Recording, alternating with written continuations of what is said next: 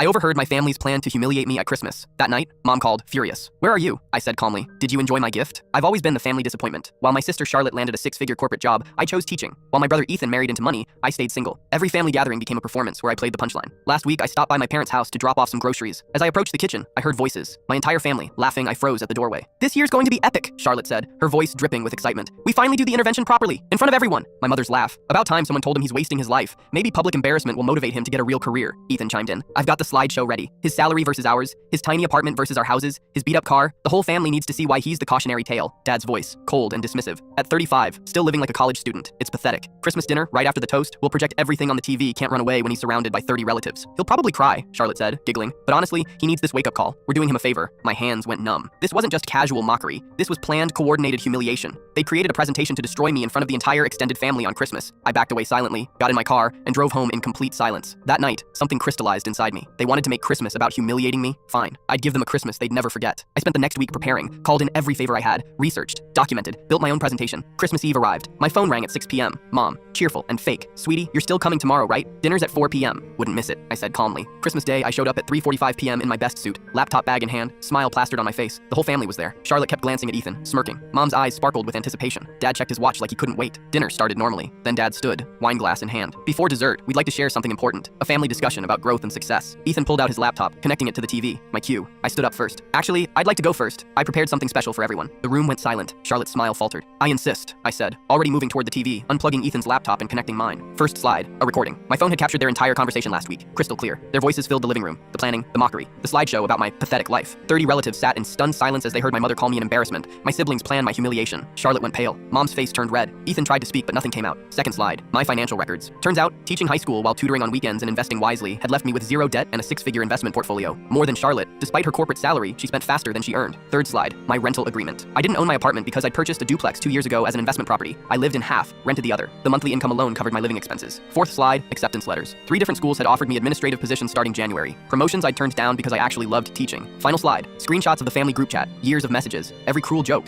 every dismissive comment, every time they'd excluded me from real family moments while keeping me around as their punching bag. I let it all sink in. Then I looked at my mother. You wanted to do an intervention? Consider this mine. I'm done being your cautionary tale, your punchline, your scapegoat Merry Christmas. I disconnected my laptop, grabbed my coat, and walked toward the door. That's when my phone started ringing. Mom, hysterical. Where are you going? You can't just leave. What will everyone think? I answered on speaker. Where am I going? Somewhere I'm actually wanted. Did you enjoy my gift? You've humiliated us, she screamed. No, I said calmly. I just returned the favor. The difference is, everything I showed them was true. I hung up. 23 missed calls by midnight. Not one apology. Just panic about their reputations. Christmas morning, my phone buzzed. My Aunt Linda. Thank you for finally standing up to them. We've watched them treat you like garbage for years. You're welcome at my house anytime. Turns out, I wasn't the family disappointment. I was just surrounded by the wrong family.